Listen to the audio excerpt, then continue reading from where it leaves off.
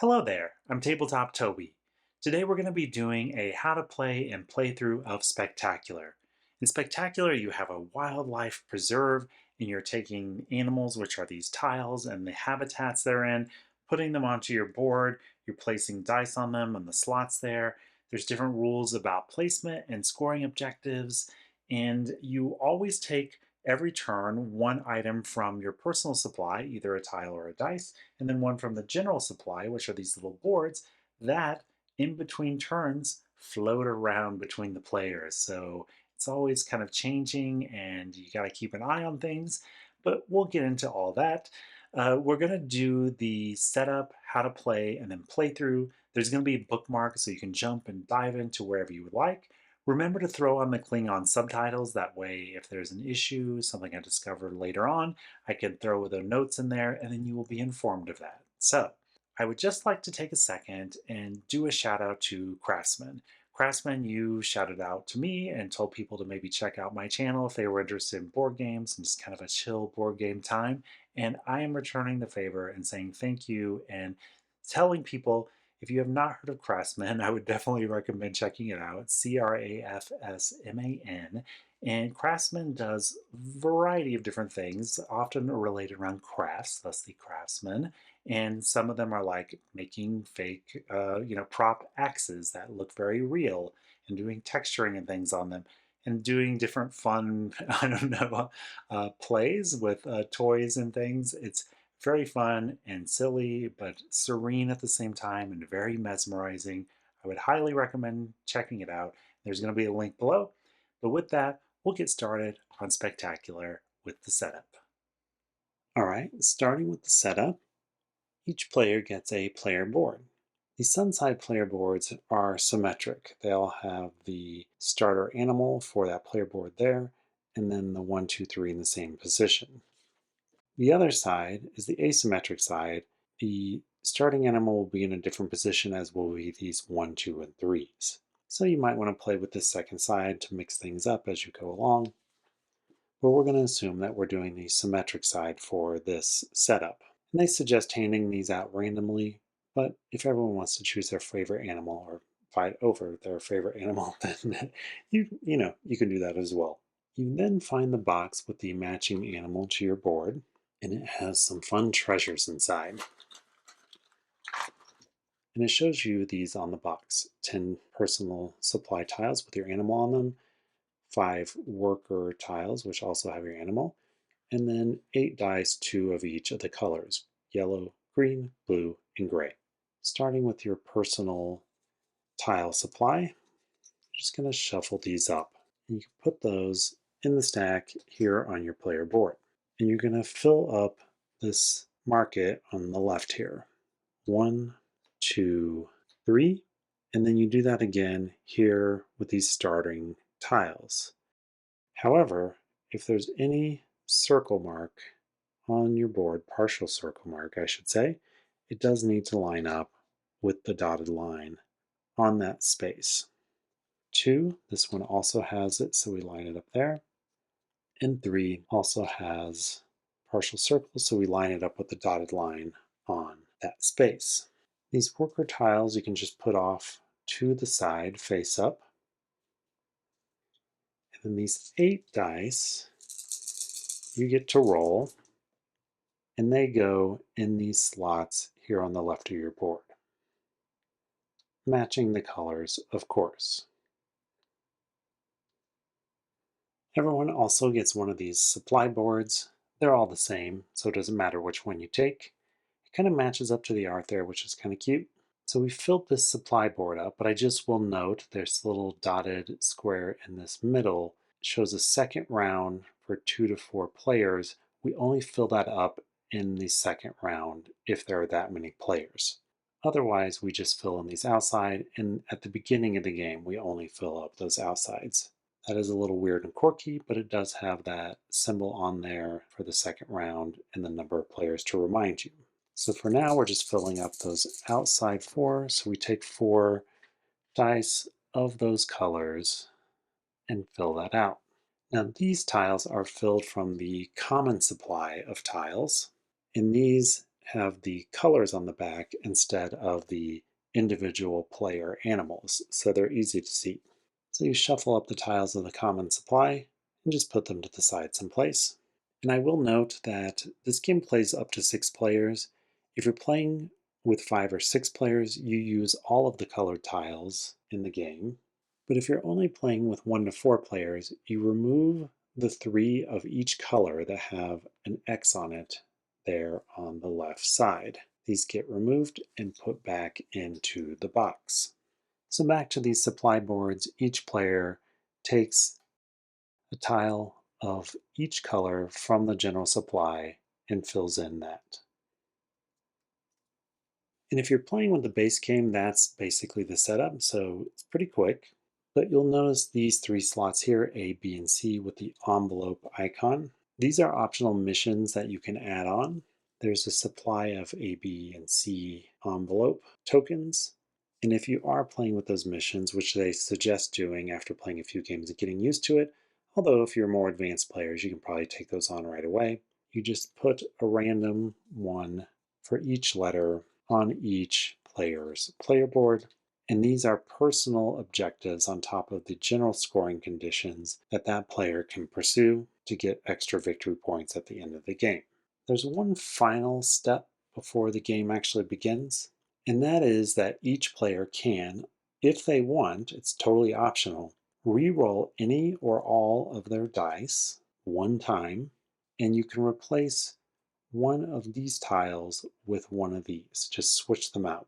So for example, take this one, put it there, and put this there for later if I want. Once again, totally optional. As you play the game more, that final step of the optional re-rolling and replacing that tile become more important to set yourself up for the general scoring conditions or those mission goals. For now, we switch that one tile out, and that's all we'll do. We'll leave the rest there for now. So the flow of the game is that on each of your turns, you're going to take one item, whether a die or a tile from the supply, and place it there, and one item from your personal supply, these dice or these 3 face-up tiles, and put it there. Everyone makes that selection at the same time. So let's say in this case, we want this tile and this die, but it could be 2 dice or it could be 2 tiles. It doesn't matter, it's just one item from there and one item from here. Now technically this is supposed to happen simultaneously, but if you have a feisty group, and it does matter what you may or may not take based on what your next player has, which we'll talk about in a minute, but there is a number on each of these if it came down to it, starting with the 1 supply board through 6. If you're playing with 6 players, you would do them in that order if it mattered to any individual player. After everyone's made their selections, then everyone on their own can place their items into their preserve. Now with the tiles, there's really no restrictions. You can place these anywhere you want. They don't even have to be touching another tile that you have on the board. But obviously, part of this puzzle is the placement of these, so it may behoove you to have habitats of the same color touching each other because those may score a particular way. For now, we've made our placement, and now our supply board at the end of our turn floats away to our neighbor to the left clockwise, and the supply board of our neighbor to our right moves over to ours. And then we do the same thing. You'll notice though that one of these items is gone because your neighbor placed that item already. And that's where with the drafting, you may want to know what your neighbor took before you take what's in front of you, because whatever is in front of them is going to be coming your way. So that's why that matters, and why if you have a feisty group who wants to have all the information, you can resort to going in order of the number on the supply board. Now, if you do pull a tile from your personal market here, you do refill that at the end of your turn. So don't forget to do that. And you just do that until your personal supply is empty, and then you can't refill anymore. Now, just continuing to talk about the tile placement, you may notice these partial circles. If we are able to get three of these with the same color, there's white, black, and yellow, then you get to build a watchtower. So let's say this one came up later and we were able to place it there. As soon as it goes there, you take a watchtower of the matching color and you build it in your preserve. And this allows for particular scoring opportunities at the end of the game, which is that you get to score the dice around this watchtower, but only if there is a die in each of those spots. So if this was my setup at the end of the game, I would get 7, 12 points for those. But if there is not a die on one of those three, that watchtower scores nothing. And since we're placing dice out here, we should talk about placement restrictions. Unlike with the tiles that can be placed anywhere you would like, there are restrictions in where you can place dice. So first off, you can only place dice on the matching habitat tiles. As you noticed, we did with that watchtower setup. Green die, green habitat. Blue die, blue habitat, etc. But there are also numerical restrictions. Ones and twos can be placed anywhere, except for your starting animal tile. And this printed on the board is considered a tile. Only a 6 can go there, which you see by the 6 symbol there. But otherwise, ones and twos can go anywhere. 3, 4s, and 5s cannot be placed on these tiles with the hearts. These are called breeding tiles. Only ones and twos can be placed there. And you see that noted there. 1 and 2, you can only place a 1 or 2 die on the breeding tiles. So you would not be able to place the 3, 4, or 5 on those. But any of these blank spots, including the ones underneath those, 3, 4s, and 5s, fair game. Now 6s. We talked about this starting animal placement tile that's printed on the board. You can place a 6 there and can only place a 6 there of the same color as the tile, of course.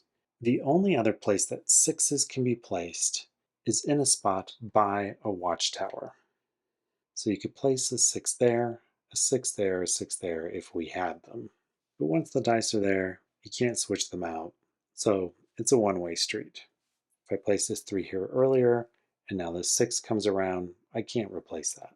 So just to rehash, 1s and 2s everywhere, 3, 4s, and 5s everywhere except for the breeding tiles and your starter tile, 6s only in your starter tile or in a spot by a watchtower that's been formed. Now what's up with these hats, you ask? So these are your worker tiles. These allow you to manipulate the dice. There's two times when you can use these. One is when you place a die.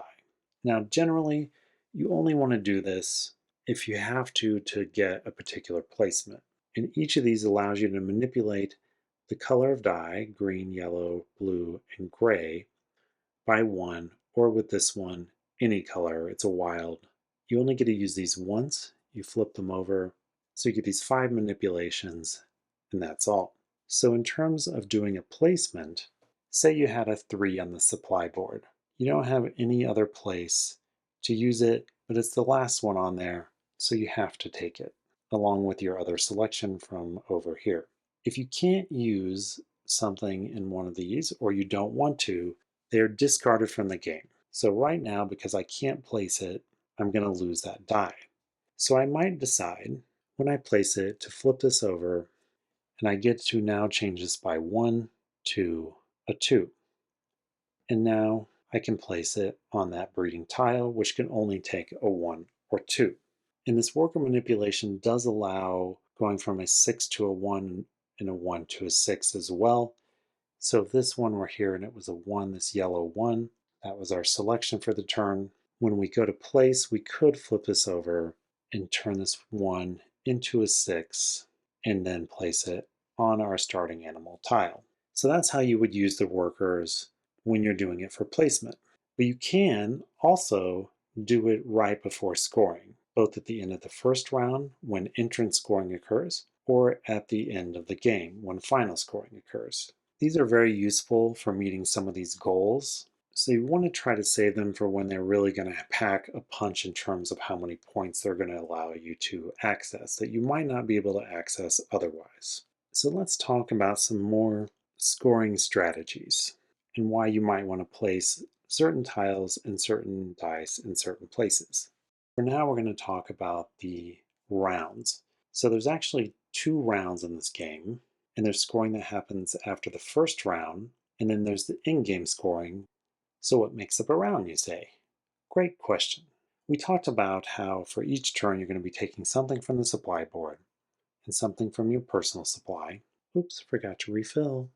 And then this rotates to the next player. Player to your right comes to you. You keep doing that until the supply board is empty. When that happens, which should happen at the same time if everyone did things correctly, that's the end of round one. The only scoring that happens at the end of round one is entrance scoring. And you're like, what the heck is entrance scoring? It's actually pretty easy. So this is your entrance where it shows the little ticket taker, and it's always connected to your starting animal. Entrance scoring is scoring any dice that form off of that entrance. So in this case, it would be all of these because they're all connected. There's no breaks between those dice. So we would get 10, 11, 17, 19, 22, 27. If there is a dice that is broken from the other continuous dice, that does not score in the entrance scoring. It's only those connected ones. But it can be in different offshoots, so you would get all of those, but then you would also get this 2. And if this 5 were back there, you would get 7 for these being connected to the entrance, but then you would also score all of those. So that's entrance scoring, pretty easy. What it means is, as you're starting the game and going through that first round, you want to keep an eye because you may want to fill in some of these gaps to try to maximize that scoring phase. Now let's assume we just did entrance scoring. We need to prepare for the second round. And the way you do that is you refill all of these supply boards. So for the tiles going from the general supply, and the dice also from the general supply. But in this case, this is where this weird middle section comes into play. If you're playing a 5 or 6 player game, you only fill in these outer 4. If, however, in the second round you're playing with 2 to 4 players, you also fill in those middle ones. So that's a little strange, but it is marked there on the board, as I mentioned before. In this case, we're going to assume it's a 4-player game, so we would fill in that middle section. So we would take 8 dice, 2 of each color, and we would fill in all of these. So in the second phase, follow the same pattern. You're picking something from the supply, something from your personal supply, placing them. In this case, we would lose that gray 6, so that's a poor choice. Let's back that up. Let's say we did the 2. That would be a smarter option. Fill this in. 2 breeding tiles to double the score of those, which is great. The second round and the end of the game happens when you've used up all of the items in your personal supply. So the end of the first round is when the initial setup of the supply boards has been emptied. You refill those. The end of the second round, or the end of the game, also is when the personal supply has been emptied. So it happens at the same pace for everyone, and you're going to kind of know when it's coming. So we mentioned watchtowers and how they score. You also, at the end of the game, get scoring for continuous habitat of the same color, but only if there is a breeding tile with a 1 or 2 on it in that section. So that's why this would be great to place here, for example, or here, so you can connect these. And then if we were able to place these die, this 4, which we can place anywhere, and this 1, because the breeding tile can only take a 1 or 2, we are now allowed to score this at the end of the game. And how that scores at the end of the game is you add up all of the dice, so this would be 10, 11, and you multiply by the number of breeding tiles. It does not matter what is on the breeding tile, a 1 or 2, it's just the number of breeding tiles. So in this case, we have 1 heart, 1 breeding tile. This would be 11, just the value of the dice in that continuous corridor with a breeding tile. But let's say this one wasn't up here, it was actually down here. Now this would still just be 11 because we don't have a 1 or 2 on that breeding tile. But if we did, now you add up all of the dice in this continuous corridor at the same color habitat, and you would multiply it by 2 because we have 2 breeding tiles. So this would be 10, 11, 12, 13 times 2. This is now 26. For any die at the end of the game that's on a habitat color that does not have a connected breeding tile, it does not score for that. So this 3 does score because it's part of a watchtower with 3 dice around it, but it does not score in the habitat corridor scoring.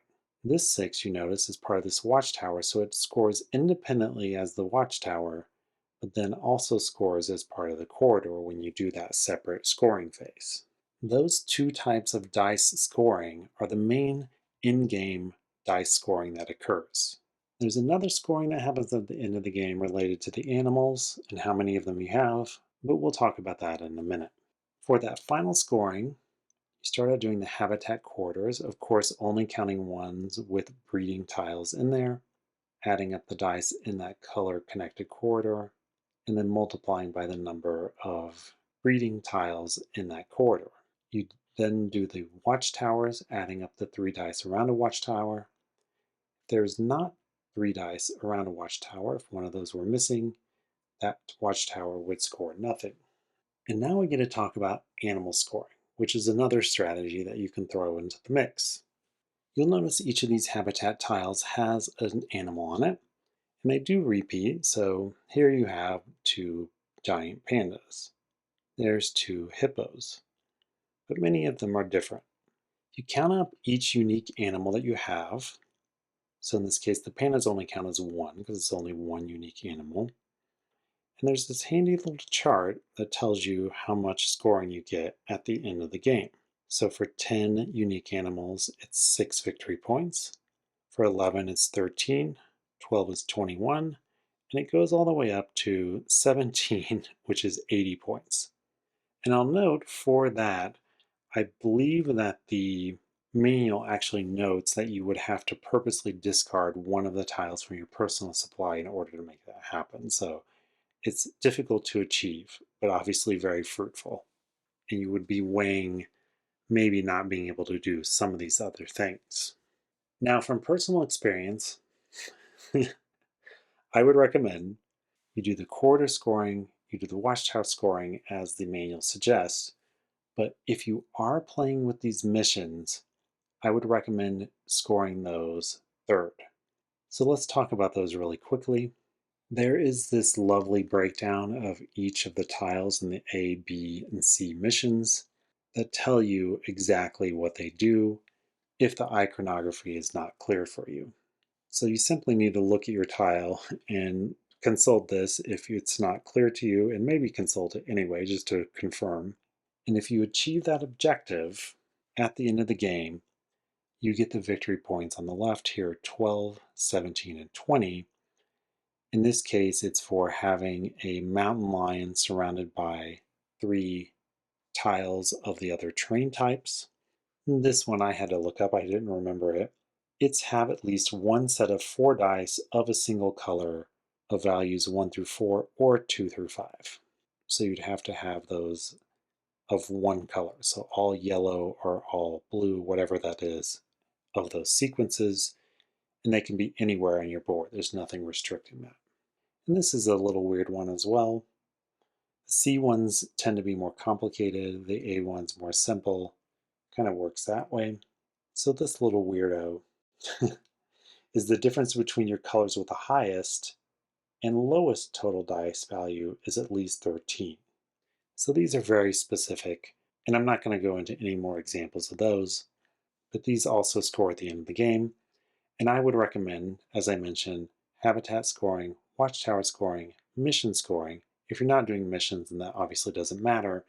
But for animal scoring, what I would recommend is doing all the other scoring first, so none of this stuff matters anymore, and then actually taking away all these dice and the watchtowers and stacking these up by animal type and color, the same animals stacked on top of each other, and it just makes it so much easier to count. So in this case, it would be 1, 2, 3, 4, 5, 6, 7, but your individual animal, which only appears here, does count. So that's 8. 1, 2, 3, 4, 5, 6, 7, 8.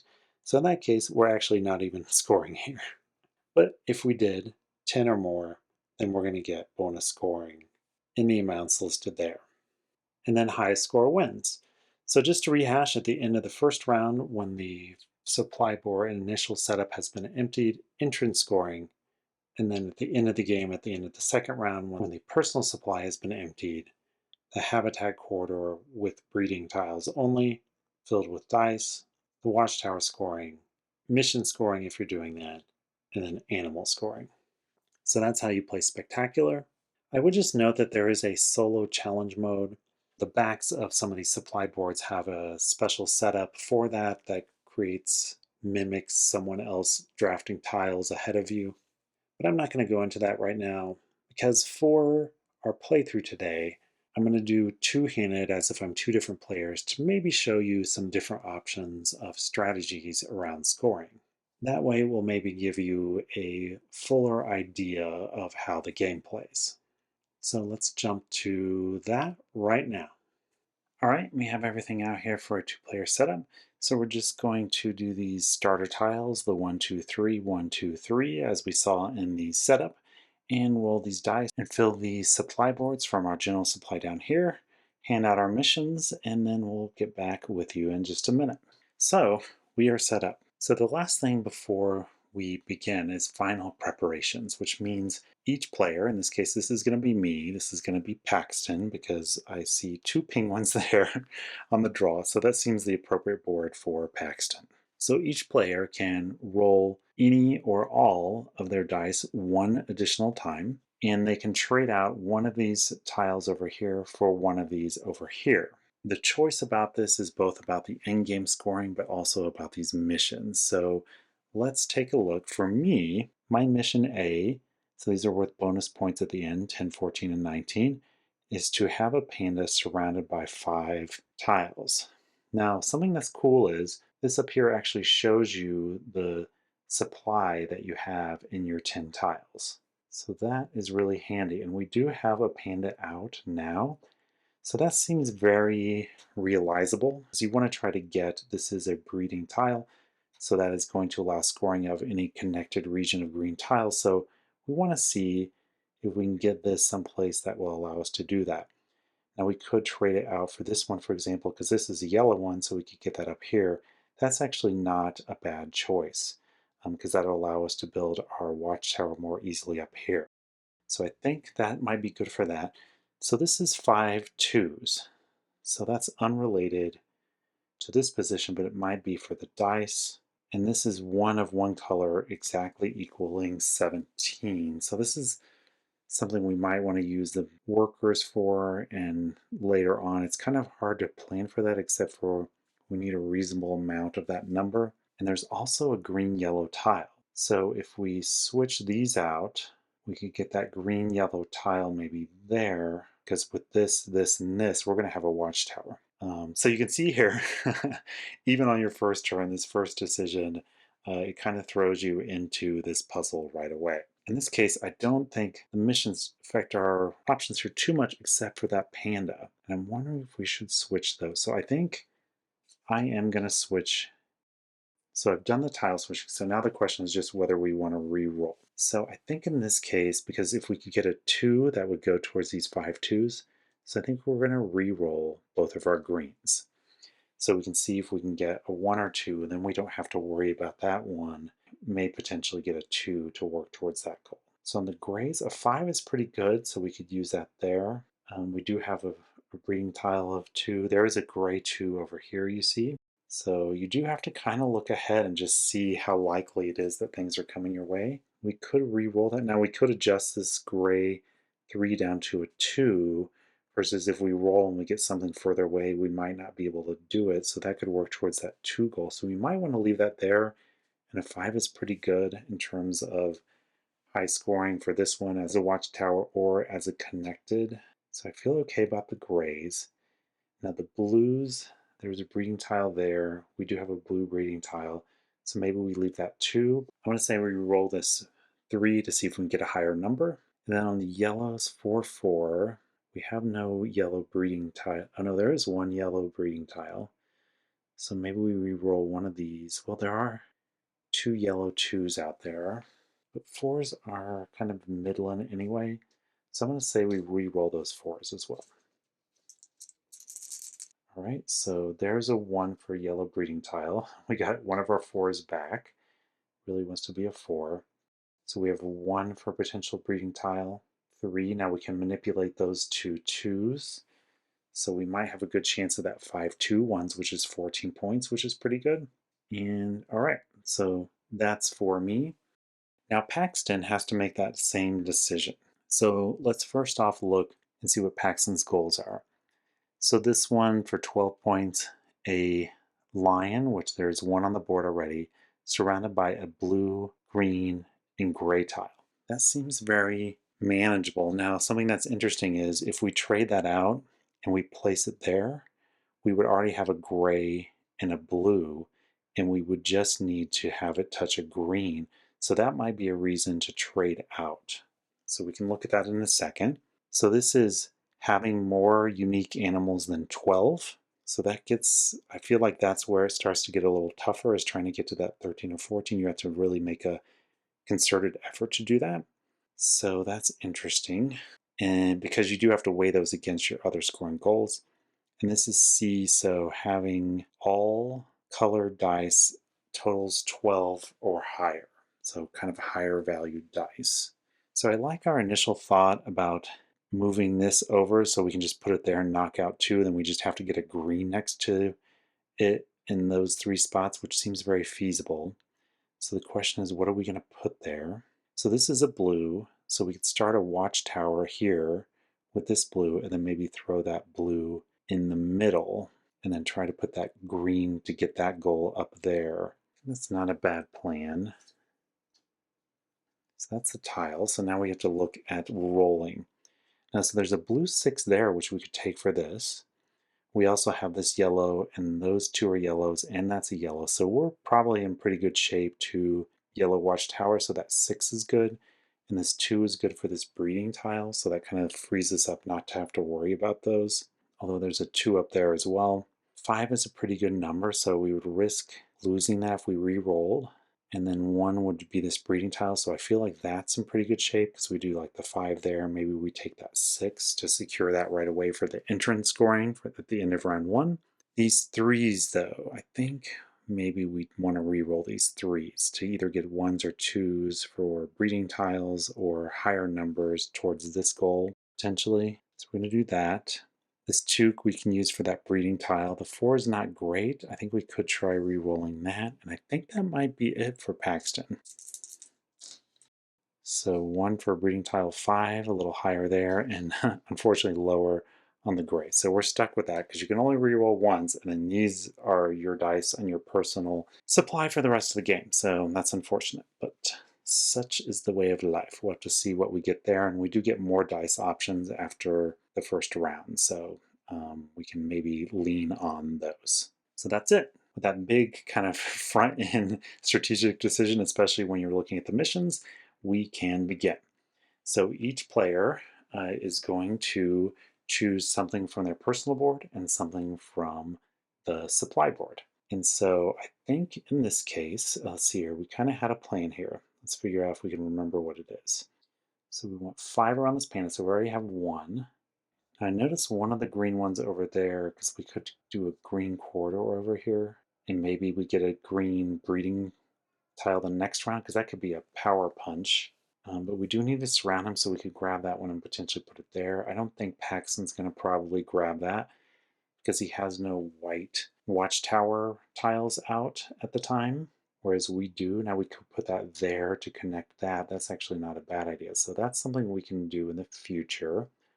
And then if we had this green, that would touch, and then we could get another green there and then get scoring for those. So I think, because we already have something for that breeding tile, I think we're going to take that to there and start working that out.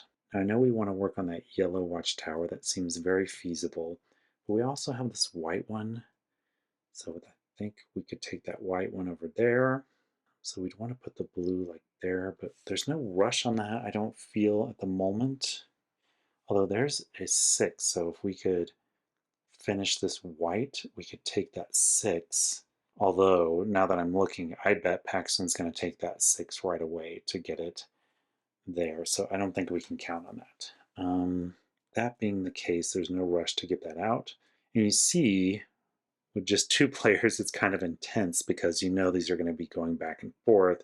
Whereas with more players, when something sails past you, like who knows, you could look at the boards across and try to figure it out, but that would be a lot of stuff.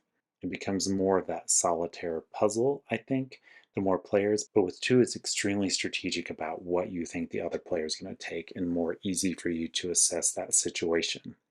I think then we might as well finish this yellow watchtower.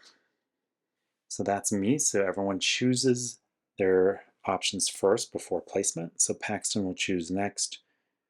So Paxton is going to take that 6. He was already eyeing that to secure that because that's going to be entrance scoring at the end of the first round. What else do we want to do here? So we want to get that lion there. So we can start working on that. We do have that yellow 6, so if we complete this, that might not be a bad idea. We could get that yellow there. And then if we can complete this, we'd have a 6 on it from that for our entrance scoring. So I think maybe we'll do that so we can do that early. And so everyone does that simultaneously. Once again, if there's a fight, if someone wants to wait and see what the other person does, you go by the number order. So in a two-player game, it's just going to bounce back and forth of who can force the other one to make the selection first if they want. So for placement, we know what we're going to do here. So this one is going to go here. If you recall from the how to play, you can place it anywhere. You don't have to build out from where you are. So with those two placements, we already have the gold or yellow watchtower. Now we do refill our supply there at the end of the turn. So that's my turn. And then Paxton is obviously going to take this 6 and put that there. And then this is just going to go right there because we want to connect these blues, so we want to try not to block ourselves off. All right, so now these switch. So you can see the mechanics of each turn are fairly simple, but the decisions you're making and the planning and the likelihoods, that's where the heart of the game is. Let's see what I would want to choose. So we could grab this one. I think that's the way to go. So we can work towards this white watchtower as well. And that is going to create a green corridor, so we can get some good scoring for that potentially. Now we could do this white one and go ahead and complete this watchtower as well, so we can get some big numbers on there for the first round of scoring. We'd have 2 watchtowers built and can load these up with kind of big numbers. It's like there's a 5 of gray over there if Paxton doesn't take it. The only thing I hate is if we're doing this green corridor, we are blocking off connecting these 2 yellows, so that's the trade-offs. You can't have them all connect, but I wonder, I guess we could kind of hold off on that spot and see if we get a green or yellow breeding tile next round, because we only have the 1 yellow breeding tile and the 1 green breeding tile.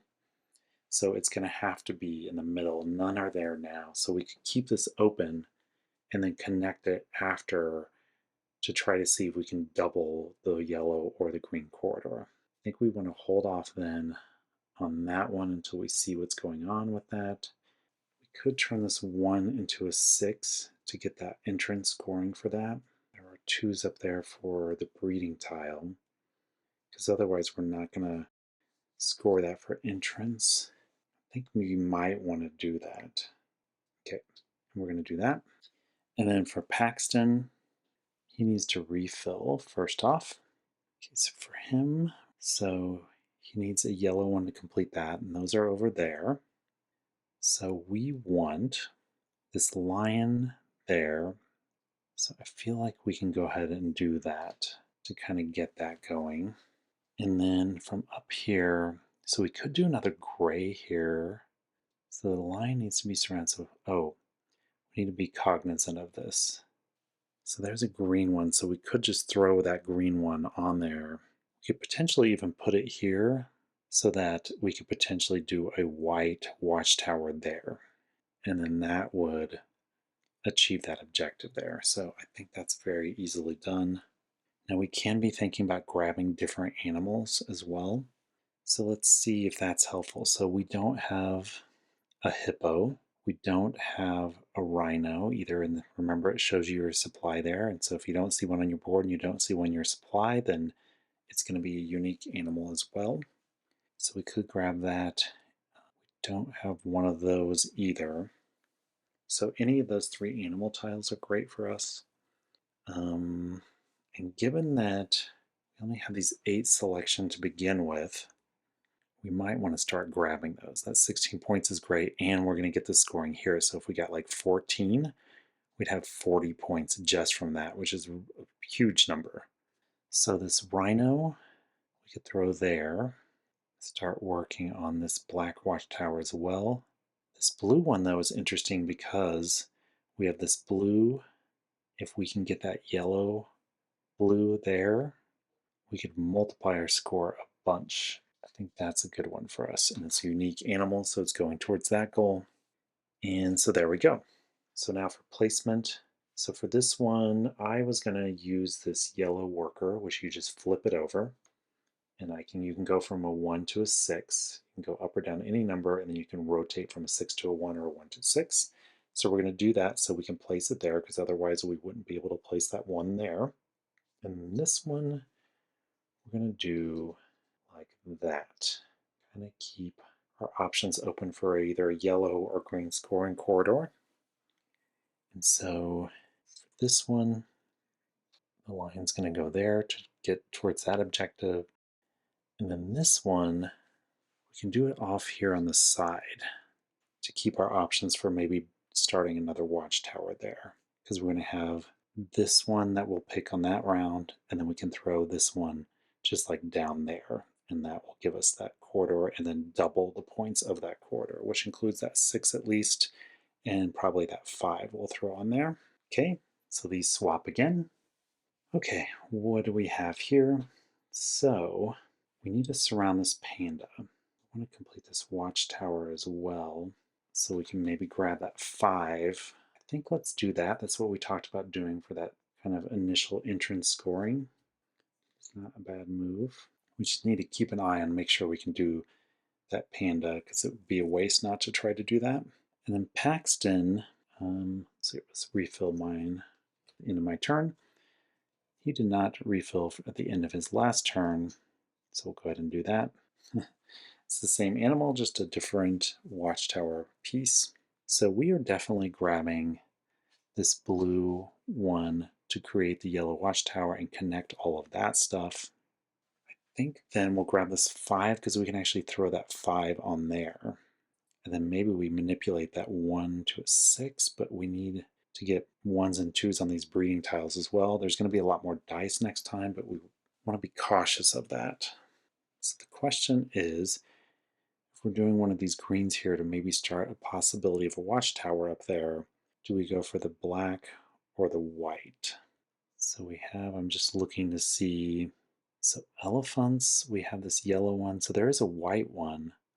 So we'd have this one, we'd have the white elephant one, and then there's another white elephant, although obviously we would rather get a different animal for that animal diversity. And there's the black rhino we could take on the next turn potentially, which would be better diversity. Ooh, I think let's do black, because maybe we can grab that rhino. All right, we'll do that. Okay, placement for me. This one we're going to throw there to complete a white watchtower. And you can have several of the same color. You're not restricted to one of each of the color watchtower. And then this 5 is going to go there. Then hopefully we can get a green in that slot to get that entrance scoring. We're doing this green here, so we've achieved that objective. And then this one going there to complete a gold watchtower. And these swap again. We have 5 more selections before entrance scoring. So we want to see if we can get some stuff out for that. And so just as a reminder, after we've used everything on the supply boards, it's the end of the first round, and we do entrance scoring, which means all dice connected from this entrance, the little ticket, are scored, just the value of those dice. We also need to work on this panda. So we could throw this 4 there. I guess if we put a yellow one there, if we got another yellow breeding tile, we could put it there. And if we got a green breeding tile, then we would just have a connection over there. We have these grays we need to use. We could create a gray corridor over here. There's no pressure to do that anytime soon because we could try to fill in the dice here. Now these are not high numbered. 3 is not great, so it's kind of tough on the entrance scoring. I don't think it's going to come together. It sounded like a good idea, but I wasn't really looking at my values are kind of middling. But we need to put something on this green one to at least connect it. So given that these dice aren't super helpful at the moment, I'm inclined to take a tile just to work towards, even though we don't have a goal that's based on the number of animals, we still get this scoring for animals. So if you have 10, you get 6, 11, 13, 12, 21, 13, 30, and all the way up to 80 if you get 17. So this is something that's not always a bad idea to keep in mind. So we do need to surround this panda anyway. So I'm going to take this yellow one, and then maybe it'll allow us to maximize some scoring if we do get another yellow breeding tile in the next round. And then we want to try to at least get some kind of entrance scoring here. So I'm going to do the 3 because we can at least place it there. It's not optimal, but we'll connect the 6 and the 5 at least. So we'll get those both in entrance scoring. And then here, so we've completed the line goal. We need to keep working towards this animal goal because it's going to get us there. And then we want high numbered dice. So we could take this rhino. I think that's what we talked about for animal diversity, and then also potentially to build a black watchtower. And then looking towards entrance scoring, I think, oops, we forgot to refill again. Common thing you'll see. So we already have that elephant. So we could just throw that down at some point to fill in. But in the meantime, we can place this 6 there. But I guess there's no hurry. We could go ahead and connect this 5 for entrance scoring first. I think that's a good way to go. We can always place this other animal breeding one in the next round. Okay, so now for placement, now that everyone's simultaneously selected their 2 items. So this 3 we were going to just throw there to connect. And then this one we were just going to put here to potentially create a yellow corridor and then just work towards animal diversity since we don't have an elephant in our starting one and we don't have one yet. And then for Paxton, he's going to do that 5 there for the entrance scoring. And then here, work towards maybe another watchtower. Looks like our yellows are kind of separated anyway. And we're not sure if we're going to get another yellow breeding tile anyway. Okay, these switch again. So for my selection of items this turn, what should we do from up here? Now we have this 5 there, we have a breeding tile, so we could do a 1, 2, 3, 4 gray corridor and double it potentially. If we can get a 1 and 2 on both of those breeding tiles, it's not a bad idea, but we also still need to work towards this panda. We have this 2 goal as well, so we could put this breeding tile here and go ahead and take that 2. This 3 I could just throw down here, but it's not a great number. If we get stuck with putting it in one of these places, maybe that's okay. That potentially goes towards higher scoring later. The 1 we could nab and put there, and then if we have another breeding tile, we could do that. But I think that goes towards our animal diversity, and so that's a more scarce resource at this point. Because how much it multiplies as you go up on the animal diversity is pretty astounding in the best, most possible way. And then let's see if we can get more, just not great numbers for our entrance scoring, really. Huh. I guess if we put this gray one here, we could throw this 5 on it on our next turn, and we would get that. That's not the worst idea. Because if we had 10 there, okay, I think we're going to do that. So we had 10 there, and we can get both those breeding tiles with ones and twos on them, then that would be pretty awesome. Okay, for Paxton, Paxton is definitely pursuing the animal diversity, so he for sure, no matter what, is going to just take this. And it will connect these gray ones here as well. We're not going to be able to get a yellow watchtower, but we can connect those and hopefully get some scoring from the gray corridor there. And if nothing else, it works towards our animal diversity goal. So I think we want to work on the entrance scoring for this round that we talked about last turn. Okay, and so for placement, so this one is just going to go there. And then this, I think let's throw in this corner. And we will refill. I guess really that's supposed to be at the end of your turn, at the end of your placement, so you can't see it. Although I think when I've refilled before that, I haven't really looked at it, so that's fine. But I think really that should wait until the end of your placement. And then no takesy backsies after you see that. Okay, and for Paxton's placement, pretty straightforward. There and there, just like we talked about already. Okay, and these switch again. Okay, so now we both only have these low number dice to choose from. I think in this case, it makes the most sense to take this 2, because there is a 1 over there, and I don't think that Paxton would probably take it for there, so we may be able to get that one on there, and then throw that other gray one on, or, ooh, now this 5 actually does connect. I think that's what we talked about. So for entrance scoring, let's go ahead and do that. We can place that later on, and it's not as high of a number, and the first scoring that happens is the entrance scoring, so that's better. Okay, and then over here, so a 2, I guess that yellow 2 is good because it's going to get entrance scoring and it goes ahead and gets, of course, that's not really going to do anything for us in terms of bonus scoring, so maybe not. We could throw that 3 there, but we might get big blue dice on the next round, so it might be worth waiting. The 1, definitely not, because we can only place it there. But this game is about choices, and so I'm gonna hope that we get bigger blue dice from the next roll. And then, because entrance scoring is coming barreling towards us, we can throw this 5 there, and that's gonna be connected. So I think that's probably our best choice at this point. So then for placement, I'm gonna place that there, and this is gonna go there. So that's gonna at least score those, and hopefully we can get that gray one on and get a 1 or 2. Could always manipulate that 3 down to a 2. And then placement over here, this is going to be a 5 for that entrance scoring and just that 2. So these swap again. We're both stuck with these dice at the top now. So I think what we talked about last round is we're going to do that 1, and then let's see what else we could do. That 4 we're not going to be able to connect. We could throw that 3 on there for entrance scoring and manipulate it later, since we do have to do that at some point. This gray we can throw on next turn. There's no rush for that. We don't have anything unless we manipulate that to put on, and there might be a natural 2 out there. So I think since we are going to have to play this at some point, I think we're going to do that. And then Paxton has to take the yellow 2 or the green 3, neither of which are great for Paxton. You can just throw that 2 on there, but that's pretty low scoring. But the 3 we literally can't use unless we throw this on the board.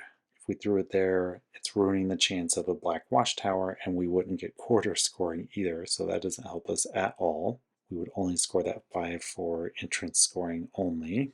So I guess it's not optimal, but I guess it's our better option because we could potentially use it right now. Now we could throw this elephant on, and if we get a breeding tile and another yellow breeding tile, we could maybe do a quarter there, but it's just a 2. Throwing it on there isn't great either.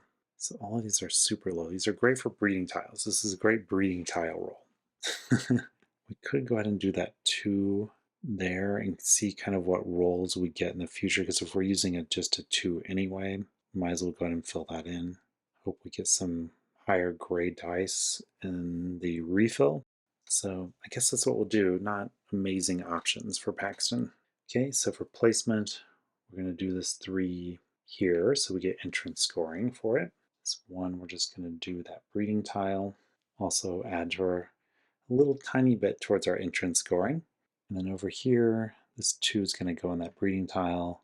And we can just decline to use that and hope for a higher yellow.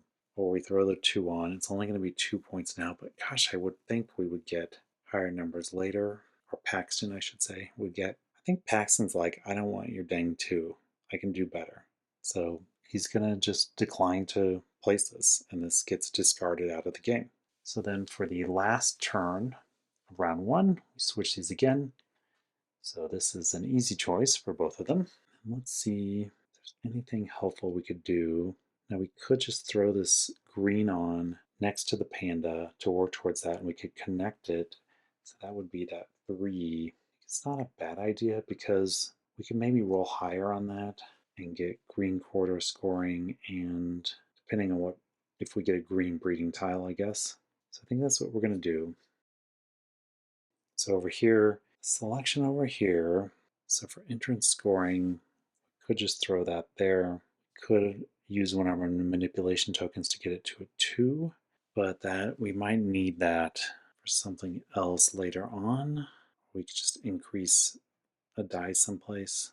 I think since we could use that just to increase if it's necessary later, I think we'll just put that there. And then I think we'll go ahead. Is there any additional? These will be good breeding tile ones, but I want to save those for those so maybe I can take some big dice. I think since we know we're going to do it, so now we'll move into the actual placement. So this one we're going to do there, and we're going to throw this 3 on it. Actually, we know that's going to score from that. I wonder if it's smarter to put it here because we have to surround those and completely, because if we get a green one, a green breeding tile, it would be connected anyway. I guess it doesn't make a difference in the end because it's either going to be scored for the corridor or the watchtower if they're not connected. If they're connected, it's going to be for both. So I guess in that vein, I'll do it here just so we can make sure we can surround that. So that's the end of round 1. So at the end of round 1, which is when all the supplies on the supply boards that you're trading around are complete, then we do the entrance scoring, which is just adding up all of the dice connected to the entrance. So this is going to be, in this case, all of the dice that we have are connected. So we can just go across. So that's 7, 10, 13, 18, 21, 23, 28. For me, Paxton has 11, 17, 18, 19, 24, 26. So 28 for me and 26 for Paxton. Paxton had less dice but higher numbers, it looks like. Oh, hold the phone. I forgot to complete the placement for Paxton. So that goes there. And we decided that we were going to do that. Should we manipulate it? Hope for a higher blue later. It would still be connected. I think let's do that as a 2. So now let's do Paxton again. I think it's going to be 28. So it's actually going to be 28, 28. And we can go ahead and refill these friends for our personal supply. And then refilling for the next round. So we'll do the tiles first. And then now, because we're in round 2, and it's 2 to 4 players, 2 players, me and Paxton, we refill all 8 of these. So we refill the ones in the middle section as well. So 2 of each color. Same over here. So I think both Paxton and I were hoping for some larger numbers to be rolled on here, and there are some. So there's going to be a fight over those, I think. And then basically we carry on until these personal supplies are empty. So we'll not be drafting everything that's on there. So some tough decisions are going to be made. So first off, that blue 6 is jumping out at me because we can place it there right now. There's a yellow 6 over there, and it doesn't look like Paxton is in a position to get that, so we could get those 12 points right away. So that would be awesome. I'm inclined to think that. We could also look at animal diversity. So we have an elephant, don't have a dolphin, we don't have a tiger, we have lots of elk. Don't want any elk. Oh, I guess something to think about with this blue one. Paxton has a blue 6 over there that he can place, but he can't place another one right now. He doesn't have any blue over there. So we could wait on that actually. And maybe we work on our animal diversity and we can, oh, we forgot one of our grand plan things. We should take this elephant. Even though we have an elephant, it's going to allow us to put that here. And there's several yellow twos, so we can double all of this. So, oh, there's a green one as well. Which one's going to be better? Well, given the numbers we have on the green, it's actually going to be the yellow. So we're going to break up this and do this yellow quarter and hopefully get that yellow 6 in the next round that we can put there. And hopefully we can get a higher number. We at least have this 4 there as well, but that's going to be better, is that yellow.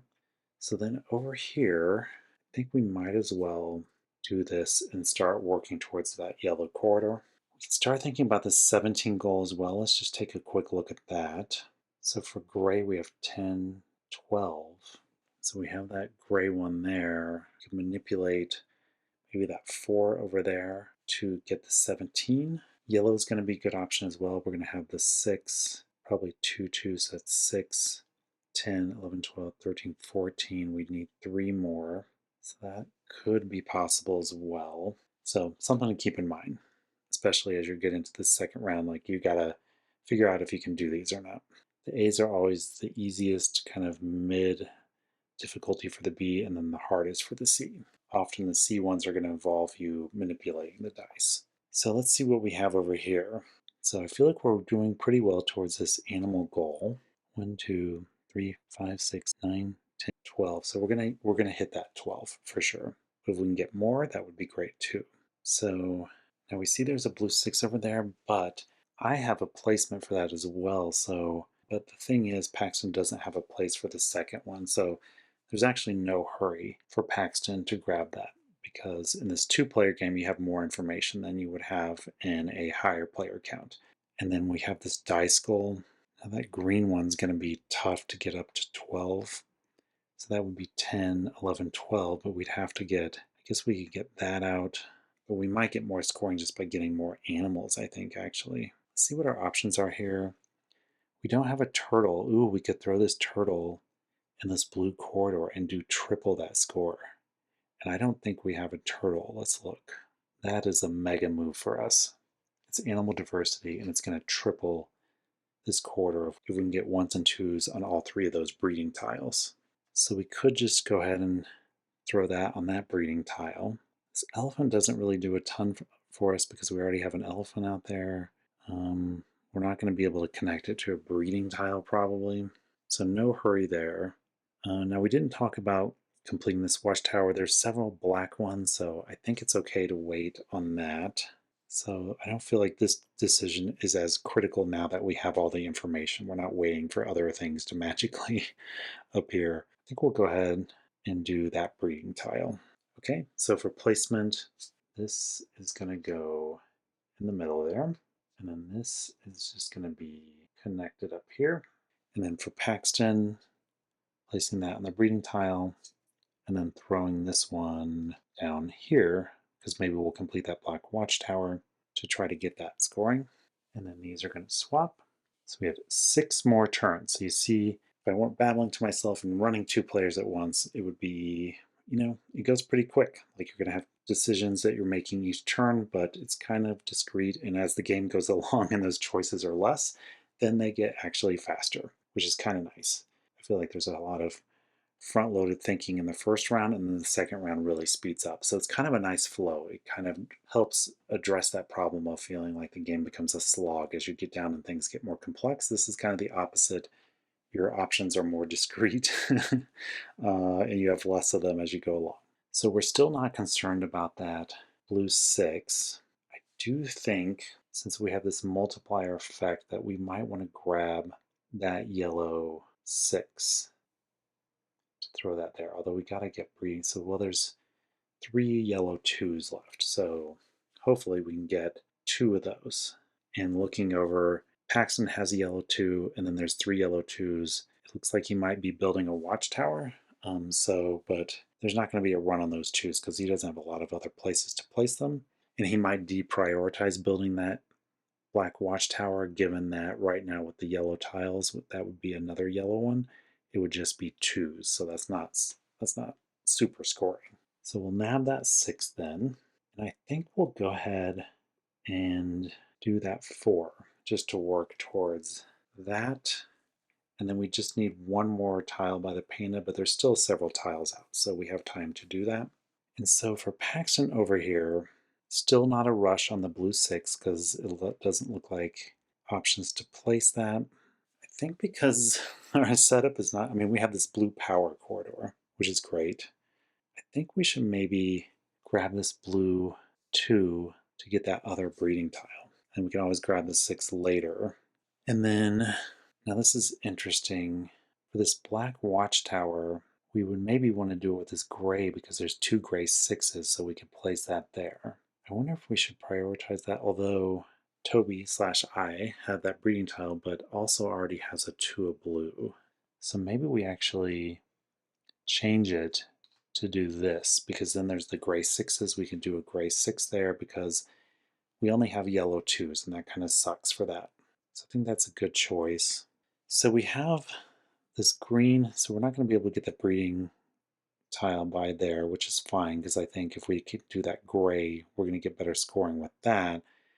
But we do have this, and there's a 4 and 5 of green dice up there. So we could throw this on, put the breeding tile next to it so we at least get scoring for those.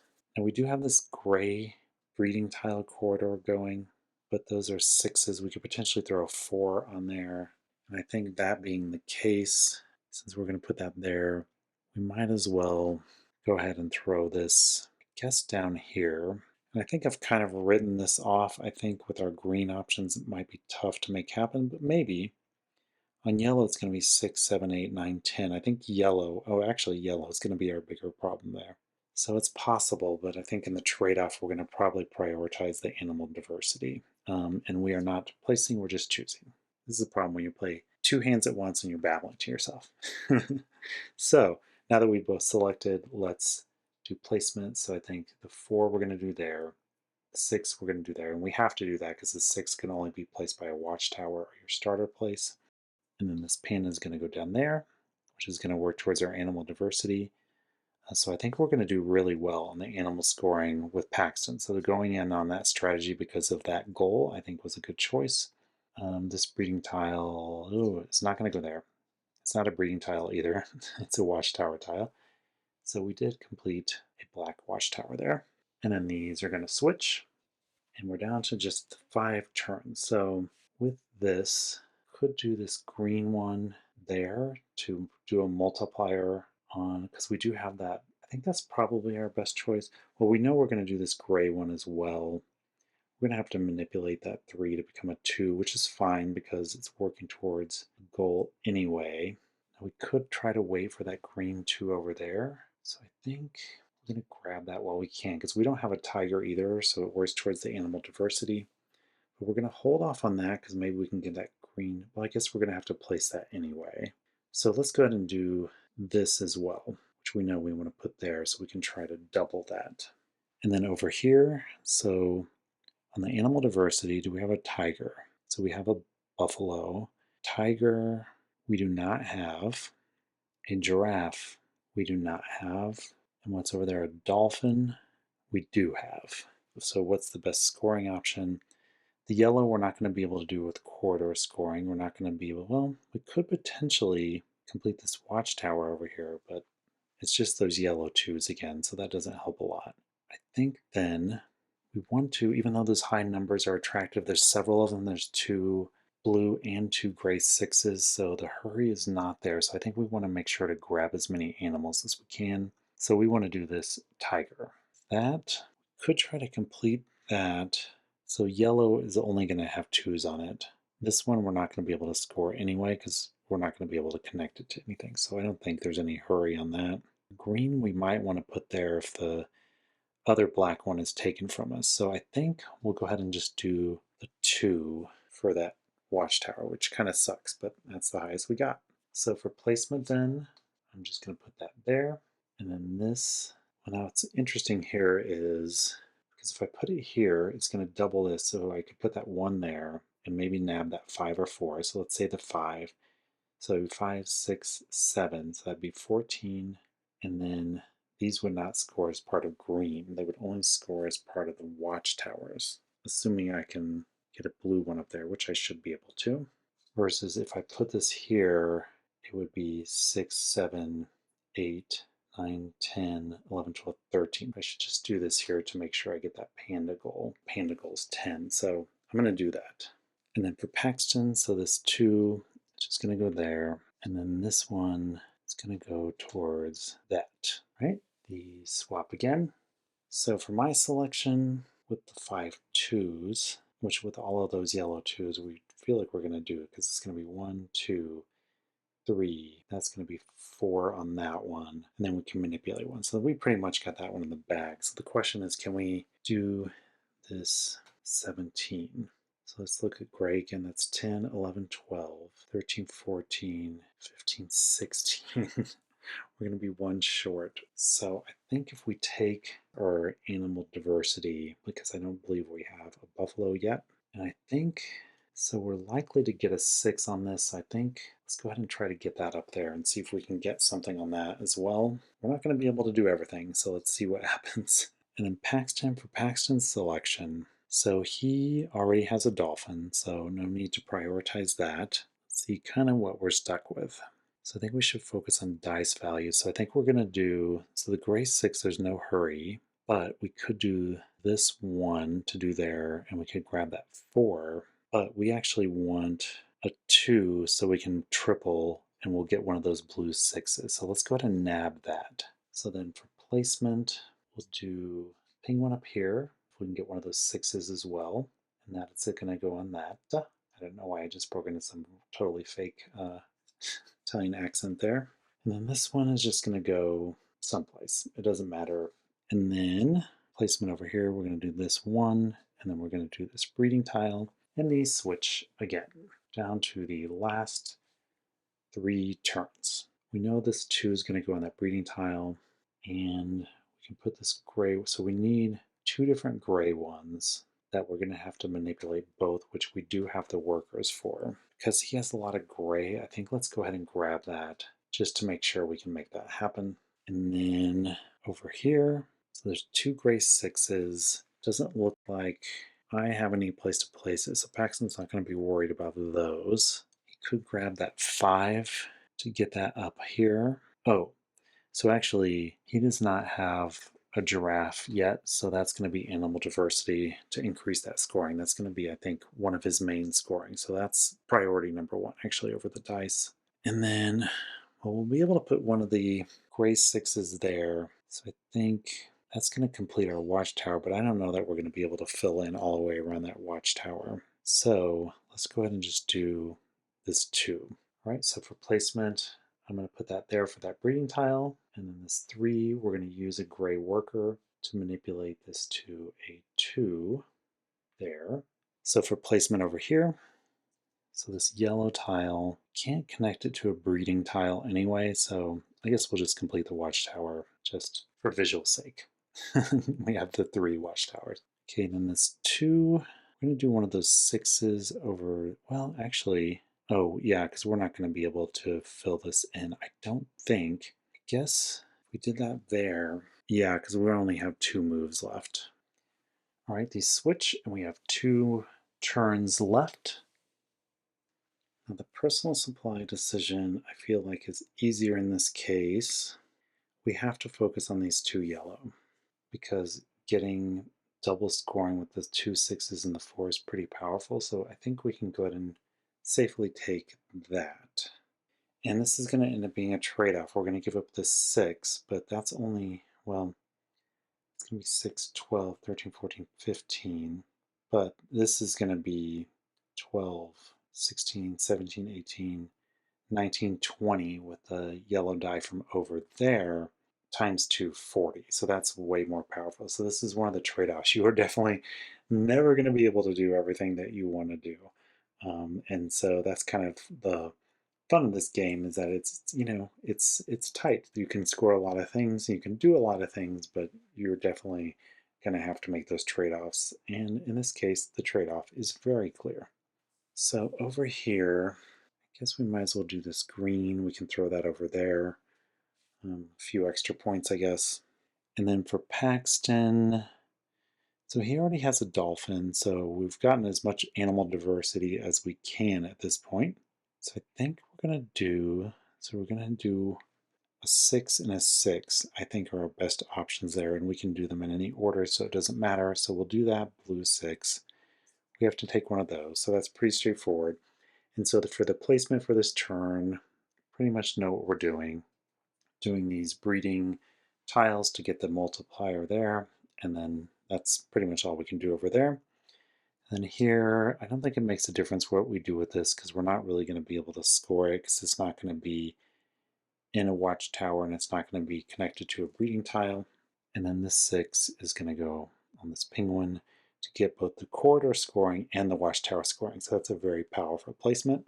And then for the last turn, obviously it is 3, and then we're going to do one of these 2s to complete that. And then over here, we also know what we're doing. We're doing a gray 6 to get that watchtower scoring, and then this one. All right, so I bumped my board. So where was I? Placement. So let's just pause here and make sure we're maximizing our score. So we think we can hit this 17. So that's 12, 13, 14, that's 18. So we can manipulate this down by 1, but that's only if we don't place that yellow 2. So if we manipulate, that'd be 17, plus we would be getting this 19, so that would be 36. If we place this here, we're going to double the score, so that'd be 12, 18, 19, 20, and that would be times 2, so that'd be 40. So it's actually better for us to not get this as to yellow. And then I still think that we can't get the gray because that's 10, 11, 12, 13, 14. So we need 3 more, but we can only do a 2 there. So the question is, we would be better off, instead of manipulating the gray to a 2 with this wild, manipulating one of the yellow because it's going to double our score there. So we are going to actually dispose of this gray one and not place it because we have no legal place we can place it unless we manipulate it. And so that is my placement. And then for Paxton, so it doesn't really matter where we put this one. It's not going to really do anything for us. We already have one in for animal diversity, and the 6 is going there. So that's the game, and we move on to final scoring. So we're both starting out with the 28 for the entrance scoring.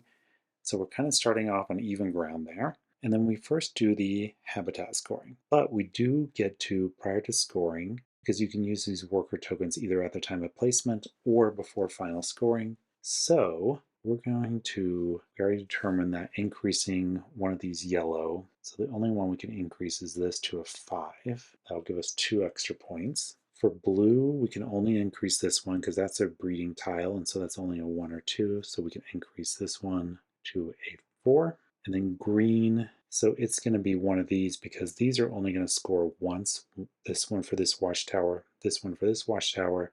This is going to get multiplied by 2, so we're going to get 2 points instead of 1 if we increase over here. So that's the manipulation for me. So then for quarter habitat scoring, so this is 7, 13, 15, 21 times 1, 2 breeding tiles is 42. For blue, we have a grand 2, and we just have that 1 breeding tile. For green, we have 3 times 2, that is 6, and then gray is 7, 8, 9, 14 times 2 is 28. And then for Paxton, he gets to do his manipulation as well. He's not going to be able to get this, so we're not going to focus on trying to get that. We already determined that with yellow, and also he wouldn't get it for green, so just some lower scoring ones that first round. So that was going to be always a hard one. And I think focusing on the animals hopefully will pay off for us. So none of those relate to us manipulating them. So it's just going to be kind of the base scoring, increasing that as much as we can. So for green, it's not going to matter which of these we increase. It's just going to be 1 bonus point. We'll just do this one to a 6 because it just looks fun to have all those 6s together. For yellow, can't increase that, can't increase that. We can only increase this one from a 2 to a 3. We'll do gray next because it's easier than the wild. So here we can't increase the 6, we can't increase the 2, We can only increase this one to a 3, and that will help us there. It'll give us 2 points bonus. Now, for any color that will give us the most bonus scoring is going to be blue, I can tell you, because that's a 3 times multiplier. So I think we'll do this 5 to a 6 because it's going to score for the watchtower and for this. This will become a 6. So for quarter scoring, so starting with yellow, so we have that breeding tile, so that's 2, because it's 2 times 1, and that's it for yellow. Blue's going to be our big one on that, and that is next. So this is going to be a lot. So that's 3 times 6, that's 18, 19, 20, 21, 22, 23 times 1, 2, 3. So that is 69 from blue. That is awesome. And then for green, we only have the one breeding tile and with a 1 on it, so that is 1.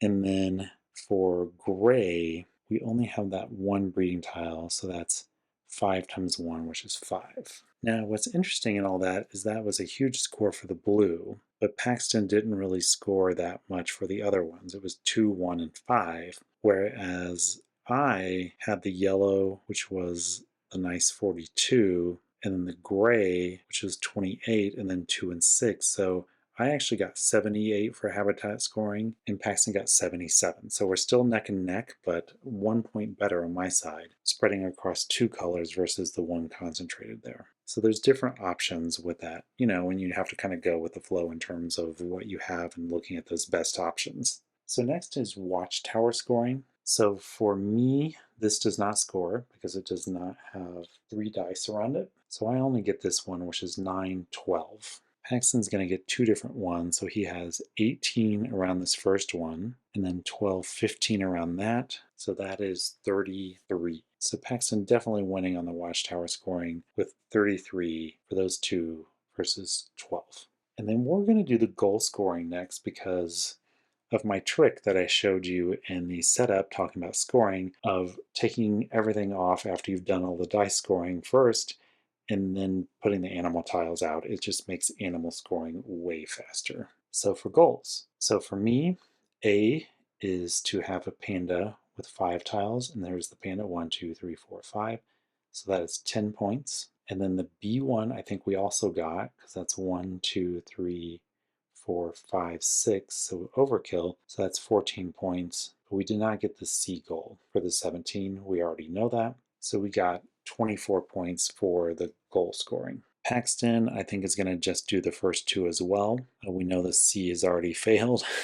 So just double checking. So for A, we need a lion with a blue, gray, and green around it, and that's 12 points. And then 12 different animals. So you do count your unique animal printed on your board as one of these. So let's see here, just really quickly to confirming, I'm fairly certain we have the 12 though. So that's 1, 2, 3, 4, 5, 6, 7, 8. That's a repeat. 9, 10, 11, 12. So for sure. So that's 12 points plus 16. So that's 28. So 28 for mission scoring, 24 for mine. I have a feeling with the animal diversity that Paxton is going to take it because Paxton already got a lead on the watchtower scoring. Let us remove all of these things from our animal tiles and place them out, and let's see where we end up. And the trick here is to stack all the like animals in one stack, and I kind of go through the colors. All right, so for me, we have 1, 2, 3, 4, 5, 6, 7, 8, 9, 10, 11, 12. So 12 unique animals is 21 points. And then for Paxton, it's going to be 1, 2, 3, 4, 5, 6, 7, 8, 9, 10, 11, 12, 13, 14, 15. That is 51 points. Well, we know from that Paxton won. That animal strategy, having that be the goal in this powerful combination and getting those 2 watchtowers completed. So let's see what those totals are. All right, so 163 for me and 217 for Paxton. So Paxton slaughtered, especially with that animal scoring. So let's jump on the top side and close things out. So that was my how to play and playthrough of Spectacular, the kind of puzzle, dice manipulation, tile laying, preserve building, animal preserve building, that is, not peach preserves. And I am very fascinated by this one. The puzzle is very tight. You have to make those trade offs and decisions, and you have some luck, but you can wait and gauge your risk in terms of things coming around again. I think it's really interesting in the two-player context. It's very intense in terms of you can more easily math out which ones might come back to you. I think at the higher player count, that's a little bit more difficult. If you're playing at the full 6 players that this allows, it's going to be very difficult for you to think about what might come back to you, except for if you really need something and it's in front of you, you probably want to take it then. But the question is, what do you really need? And that is the crux of this game, is all those trade-offs and figuring out what your best strategy is to maximize your points. So I am really enjoying this. And I hope you enjoyed this video. Hope it gave you an idea of whether this might be a game for you and an idea of how it plays. So if you enjoyed that, please like and subscribe. That is very much appreciated and it encourages me, which is also appreciated. So thank you for being here. And just remember, the only rule is that there are no rules except in board games.